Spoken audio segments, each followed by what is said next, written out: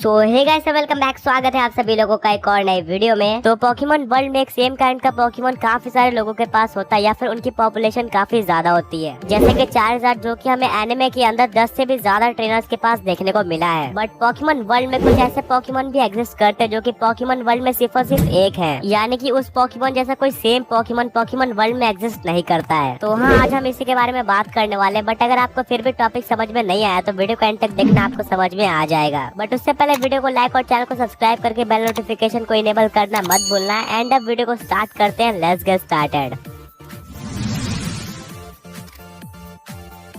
वह सबसे पहले अगर आपको लगता है कि लेजेंडरी पोकेमॉन सिर्फ और सिर्फ पोकेमॉन वर्ल्ड में एक है, तो ऐसा नहीं है। जैसे कि म्यूटू, जो कि हमें कैंटो में, यूनोवा में एंड पोकेमॉन जर्नी तीनों में देखने को मिला है। एंड ये सारे के सारे म्यूटू अलग थे और ऐसे और भी काफी सारे एग्जाम्पल है। बट अभी के लिए स्टार्ट करते हैं नंबर 1 के साथ। नंबर 1 पे आता है हूपा। अब हूपा कैलोस रीजन का एक साइकिक और घोस्ट टाइप का मिथिकल पोकेमॉन है। एंड इसके पास हूपा अनबाउंड फॉर्म भी है। और इसका हूपा अनबाउंड फॉर्म सच में काफी स्ट्रॉन्ग होता है, जहाँ पे इसके पास 6 रिंग्स होती है, जिनका यूज करके ये किसी भी पोकेमॉन को निकाल सकता है और वो इसके ऑर्डर्स भी मानते हैं। अब हूपा एक मिथिकल पोकेमॉन है जो कि ऑब्वियसली काफी ज्यादा रेयर है। बट पोकेमॉन एनिमे में हमें अभी तक सिर्फ और सिर्फ एक ही हूपा दिखाया गया है, जो कि हमें पोकेमॉन की movie Hoopa and the Clash of Ages में देखने को मिला था। एंड उसके अलावा कोई और हूपा अभी तक हमें देखने को नहीं मिला है। एंड इस मूवी के अलावा हूपा हमें कुछ एपिसोड्स में भी देखने को मिला था, बट वो सारे एपिसोड इसी मूवी के रिलेटेड थे। तो हाँ, ये क्लियरली यही बताता है कि हूपा पोकेमॉन वर्ल्ड में सिर्फ और सिर्फ एक ही है। एंड इस मूवी के अलावा हमें हूपा सिर्फ और सिर्फ 2 बार देखने को मिला था। एंड वो दोनों बार वो इंट्रो में देखने को मिला था, एपिसोड या फिर मूवी के।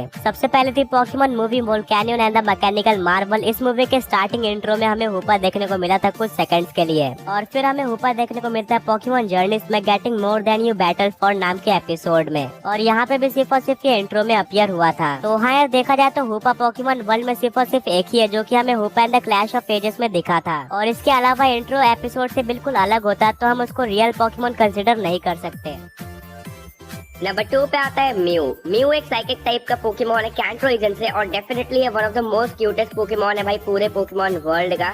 अब यार म्यू इतना सारा रेयर है कि भाई क्या ही बात करें। तुम इसकी पोकेडेक्स एंट्री वगैरह चेक करोगे ना, वहाँ पे साफ साफ ये लिखा हुआ है कि भाई म्यू ना बहुत ही ज्यादा रेयर है, मतलब सुपर रेयर है भाई।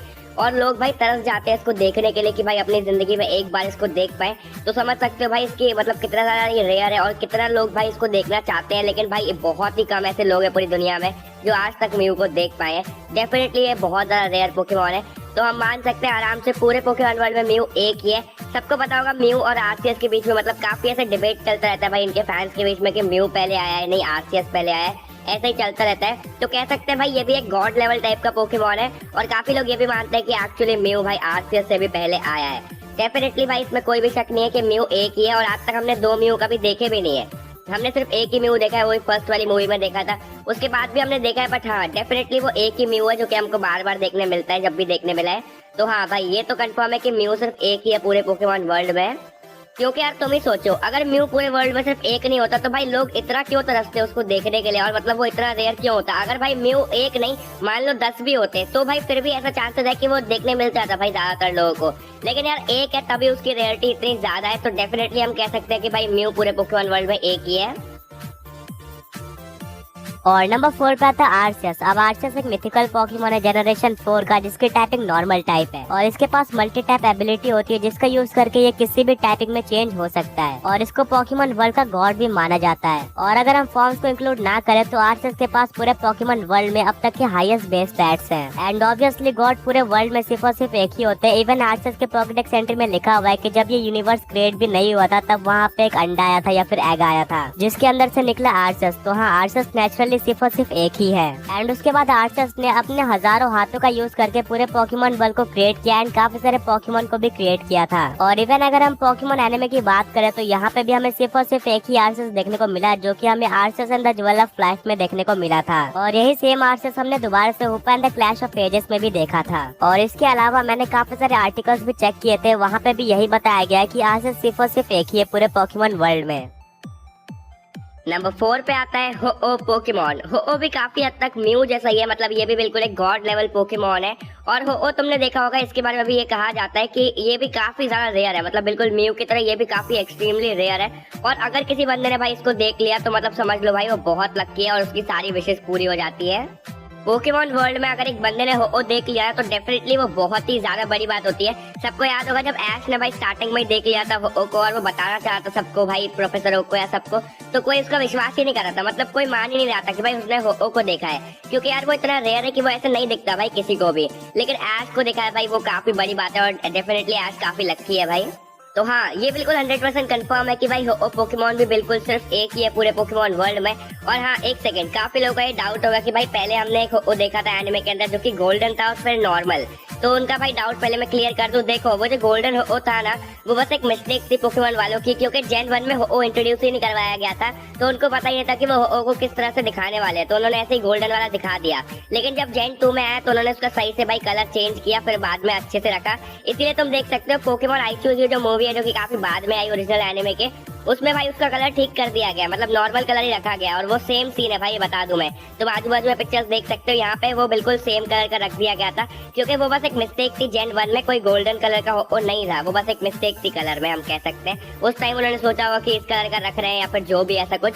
तो हाँ, पूरे पोकेमॉन वर्ल्ड में हो भी बस एक है।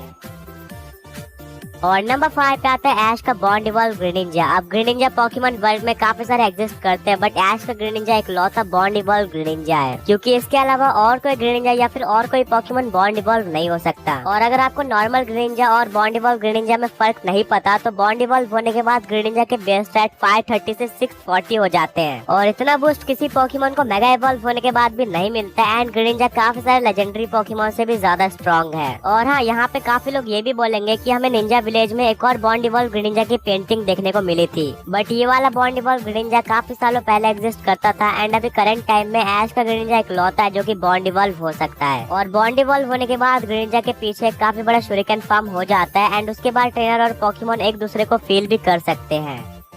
नंबर 6 पे आता है गलार का लेजेंडरी पोकेमॉन एटर्नेटस। एटर्नेटस भी भाई पूरे वर्ल्ड में सिर्फ एक ही है, और मैं तुम्हें इसके बारे में थोड़ा बताता हूँ जिससे तुम्हें पता चल जाए भाई हाँ ये एक ही है। देखो, सबसे पहले तो ये एक एक्स्ट्रा टेरेस्ट्रियल पोकेमॉन है, यानी कि भाई ये अर्थ से नहीं है, ये अर्थ के बाहर से आया है, स्पेस में से आया था। 20,000 साल पहले एक मीटरऑइड से भाई आया था ये अर्थ पे। और लिटरली भाई कहीं पे भी ये चीज मेंशन नहीं है कि एक पूरा एटर्नेटस का ग्रुप आया था उस मीटरऑइड से, नहीं, कहीं पे ये मेंशन नहीं है। ऐसा ही बताया गया कि हाँ भाई एक ही आया था एटर्नेटस। और फिर जो भी हुआ था गलार में, सबको याद होगा भाई, जो भी मतलब तबाही हुई थी, सब कुछ एक ही एटर्नेटस ने करी थी, जो कि वही भाई मेन एटर्नेटस जो कि अभी पकड़ा गया है, गोकी पोकेबॉल के अंदर बंद है वो अभी, और उसी एटर्नेटस ने सब कुछ किया था। तो इससे हम ये मान सकते हैं कि भाई एक ही एटर्नेटस है पूरे पोकेमॉन वर्ल्ड में। हो सकता है वैसे और भी एटर्नेटस हो, लेकिन वो भाई स्पेस में या मतलब कहीं और ही है भाई, अर्थ से बाहर है। हम यहाँ पोकेमॉन वर्ल्ड की बात कर रहे हैं, और करेंटली पोकेमॉन वर्ल्ड में एक ही एटर्नेटस है, तो ये लिस्ट में आना बनता है। नंबर 8 पे एक नहीं 3 पोकेमॉन्स आते हैं, यानी मैं बात कर रहा हूँ गिरेटिना, पाल्किया और डियालगा के बारे में, यानी कि भाई क्रिएशन ट्रायो पूरा। तीनों के ये तीनों लेजेंडरी पोकेमॉन्स काफी ज्यादा पावरफुल है, और ये तीनों बस एक ही है। सबको पता होगा आरसीएस ने बनाया भाई इन तीनों को, और इन्होंने भाई आरसीएस ने अपने काम के लिए बनाया था इन तीनों को, और बस एक एक ही बनाए थे, एक डियालगा, एक पाल्किया और एक गिरेटिना। फिर उसने बाद में भाई वापस से कभी इनका कोई दूसरा फॉर्म, मतलब कभी वापस से इनको नहीं बनाया। तो आराम से हम कह सकते हैं कि भाई गिरेटिना, पाल्किया और डियालगा तीनों बस एक ही हैं। वेल तो गाइस, ये था आज के इस वीडियो में, एंड हमारे चैनल को भी सब्सक्राइब करके बेल नोटिफिकेशन को इनेबल कर देना, और हाँ, वीडियो को लाइक भी कर देना। तो दोबारा मिलेंगे एक और ऐसे ऑसम वीडियो के साथ। Until then, peace out.